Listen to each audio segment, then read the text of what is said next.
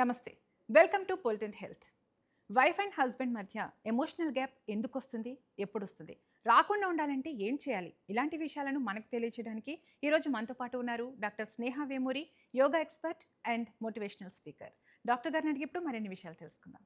Hi ma'am. Hi. Ma'am, wife and husband మధ్య emotional gap ఎప్పుడు వస్తుంది, ఎందుకు వస్తుంది? ఇది చాలా వరకు ఈ మధ్య మనం చూస్తున్నాము. ఎమోషనల్ గ్యాప్ అంటే ఇన్ జనరల్ ఏమవుతుందంటే వైఫ్ అండ్ హస్బెండ్కి మధ్య వర్క్ కల్చర్ వల్ల మెయిన్గా first, because both are working.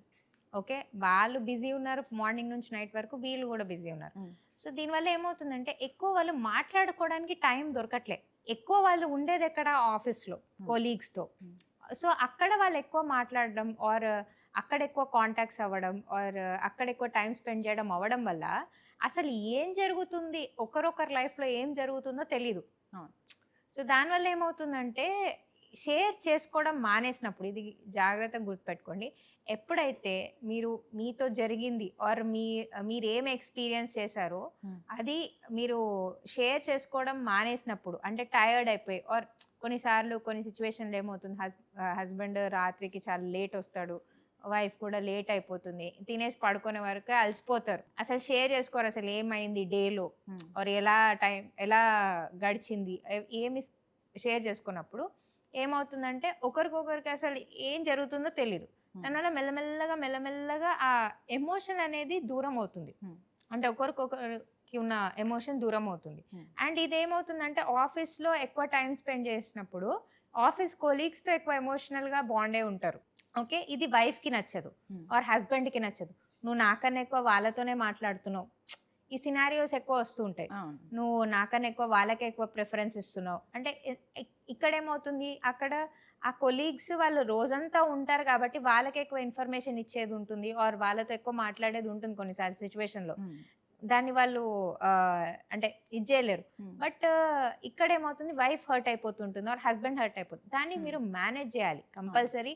ఏంటంటే లేదు, వాళ్ళు జస్ట్ నా కొలీగ్స్, వర్క్ కోసం మాట్లాడుకోవాల్సి వస్తుంది, కానీ ప్రతిదీ వైఫ్కి కూడా చెప్పండి, ఇలా జరిగింది, ఇలా అన్నారు, అలా అన్నారు ఆర్ ఇలా అయ్యింది మా ఆఫీస్లో, అలా షేర్ చేసుకోండి. అప్పుడు తను కూడా షీల్ ఫీల్ కంఫర్టబుల్. అరే ఓకే, ఏం జరిగినా నాతో వచ్చి షేర్ చేసుకుంటున్నాడు ఆర్ ఏమి సిచ్యువేషన్ ఉన్నా నాకు వచ్చి చెప్తున్నాడు అని, అది ఎమోషనల్ గ్యాప్ అనేది రాదు.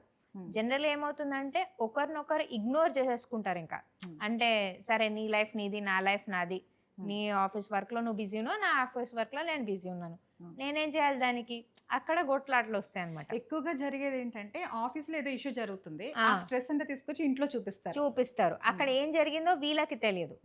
అండ్ దానివల్ల ఏమనుకుంటారంటే అయ్యో నా పైన ఇష్టం లేదేమో, అంటే నా పైన ఇష్టం లేకుండా తిడుతున్నారేమో అనుకుంటారు. కానీ ఆ స్ట్రెస్ ఎవరు తెలుసుకోరు.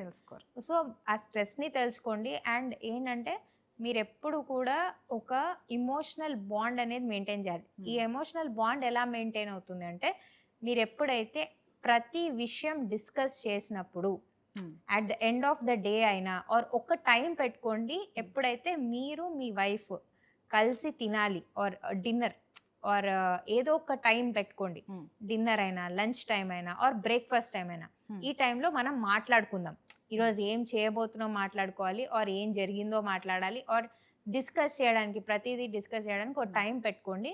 అండ్ అక్కడ మీ ఎమోషన్స్ని మీరు ఎలా ఫీల్ అవుతున్నారు కంపల్సరీ డే టు డే మీరు అప్డేట్ చేసుకోండి. అప్పుడు ఏమవుతుందంటే ఆ క్లోజ్నెస్ అనేది పోదు. లేకపోతే ఆబ్వియస్లీ మీరు ఆ హస్బెండ్ అండ్ వైఫ్ అయినా కూడా బయట మీరు ఆఫీస్లో ఆర్ కొలీగ్స్తో ఎక్కువ టైం స్పెండ్ చేస్తే మీ ఎమోషనల్ అటాచ్మెంట్ అక్కడే ఎక్కువైపోతుంది, మీకు తెలియకుండానే ఎక్కువైపోతుంది. అది రిలేషన్కి దెబ్బతీస్తుంది. ఎప్పుడు కూడా ఏ థర్డ్ పర్సన్ని కూడా మీ లైఫ్లో ఆర్ మీ మధ్యలో రానియకండి.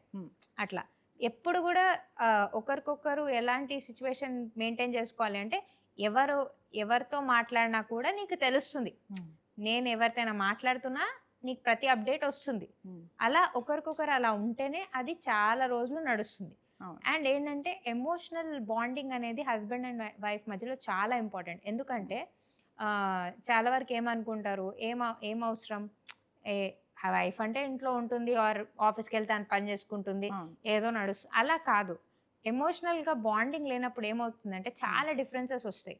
అంటే ఏమి షేర్ చేసుకోకపోతే అసలు ఇప్పుడు ఏమైనా బయట నుంచి ఏమైనా ప్రాబ్లం వస్తే అసలు ఇద్దరికి తెలియదు దాన్ని ఎలా హ్యాండిల్ చేయాలో. అవును. ఎందుకంటే వైఫ్ గురించి ఈయనకు తెలియదు, హస్బెండ్ గురించి అవును. వైఫ్కి తెలియదు. కొన్ని సో ఫ్యామిలీస్ లో ఎలా ఉంటుందండి మేడం, హౌస్ వైఫ్ ఉంటారు కదా, అంటే ఇద్దరు వర్క్ చేసినప్పుడు మీరు చెప్పే ప్రాబ్లమ్స్ వస్తాయి. కానీ వైఫ్ ఇంట్లోనే ఉంటుంది, హస్బెండ్ బిజినెస్ అని లేదా జాబ్ అని చెప్పి ఫుల్ అవును. బిజీ ఉంటారు. అవును. హస్బెండ్ అస్సలు వైఫ్ కి టైం ఇవ్వరు. అవును. అప్పుడు కూడా ఎమోషనల్ గ్యాప్ వస్తుంది కదా. చాలా వస్తుంది.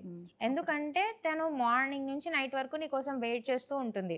నువ్వు పొద్దున్న నుంచి రాత్రి వరకు బిజీ ఉంటావు. వీకెండ్స్ కూడా ఏదో ఫ్రెండ్స్ అంటావు, పార్టీ అంటావు, పట్టించుకోలేదనుకో దానివల్ల గ్యాప్ వస్తుంది. దానివల్ల అసలు రిలేషన్‌షిప్పే ఉండదు. అదేదో తిను ఒక్కతే ఉన్నట్టు ఆర్ లోన్లీనెస్ వచ్చేస్తుంది వీళ్ళకి. That is very wrong. మీరు కంపల్సరీ ఎమోషనల్ వాలిడేషన్ ఇవ్వాలి. వాళ్ళని కంపల్సరీ కంఫర్ట్ చేయాలి. కంపల్సరీ వాళ్ళ కోసం టైం అనేది స్పెండ్ చేయాలి. ఒకవేళ మీరు అలా స్పెండ్ చేయలేరు అని తెలిసినప్పుడు పెళ్లి చేసుకోకండి. ఒకవేళ మీరు అంత బిజీ షెడ్యూల్ ఉంటే ముందే అమ్మాయికి చెప్పండి, ఇంత బిజీ షెడ్యూల్ ఉంటుంది, సో నేను వర్క్ అవర్స్ ఇంత ఉంటాయి. మెయిన్గా డాక్టర్స్ మార్నింగ్ నుంచి నైట్ వరకు వాళ్ళకి చాలా వర్క్ ఉంటుంది. ఈవెన్ ఇప్పుడు సాఫ్ట్వేర్ వాళ్ళు కూడా అంతే, మార్నింగ్ నుంచి నైట్ వరకు వాళ్ళకి జాబ్స్ ఉంటాయి, వాళ్ళ పనులు వాళ్ళకు ఉంటాయి. సో కంపల్సరీ చెప్పండి, నేను ఈ టైంలో నీతో టైం స్పెండ్ చేయడానికి వస్తుంది, మార్నింగ్ నుంచి నాకు ఇంత బిజీ ఉంటాను అలా చెప్పి తనకి ఒక టైం ఇచ్చి తనతో టైం స్పెండ్ చేయండి. లేకపోతే మాత్రం ఇట్ ఈస్ లైక్ మీరు చాలా పెద్ద తప్పు చేస్తున్నట్టు. అంటే తనని ఎమోషనల్గా అంత లోన్లీగా చేసి మీకు చాలా ప్రాబ్లమ్స్ ఫేస్ చేస్తారు ఆ అమ్మాయి నుంచి కూడా. అప్పుడే మూడో వ్యక్తి థర్డ్ పర్సన్ ఛాన్స్ వస్తుంది కూడా. యాక్చువల్లీ ఏమవుతుందంటే తనకి ఎమోషనల్ గా సపోర్ట్ దొరకలేదు వాళ్ళ హస్బెండ్ నుంచి. సో తను కంపల్సరీ తనకి ఏమనిపిస్తుంది అంటే she wants to talk to someone or వాళ్ళ ఫ్రెండ్స్తో ఎక్కువ అటాచ్ అయిపోతుంది, వాళ్ళ పేరెంట్స్తో ఎక్కువ అటాచ్ అయిపోతుంది. మదర్ చెప్పినట్టు ఎక్కువ పేరెంట్స్, ఫ్రెండ్స్ ఇక్కడంతా ఇన్వాల్వ్ అవుతారు. ఇది చెప్తున్నాను కదా, ఏ రిలేషన్షిప్లో అయినా కూడా థర్డ్ పర్సన్ ఎంటర్ అవుతే చాలా పెద్ద ప్రాబ్లమ్స్ వస్తాయి. మీ మధ్యలో థర్డ్ పర్సన్ ఎంటర్ అవ్వకుండా మీరు ఎమోషనల్ బాండ్ చాలా స్ట్రాంగ్ పెట్టుకోవాలి. ఎలా ఉండాలంటే ఎవరికైనా కూడా అరే ఈయనతో మాట్లాడితే వాళ్ళ వైఫ్ తెలుస్తుంది, వాళ్ళ వైఫ్ తెలిస్తే వాళ్ళ హస్బెండ్ అంత అంటే కాంటాక్ట్ ఉండాలి. మీరు కొంచెం కూడా గ్యాప్ ఇచ్చినా వేరే వాళ్ళు దూరిపోతారు.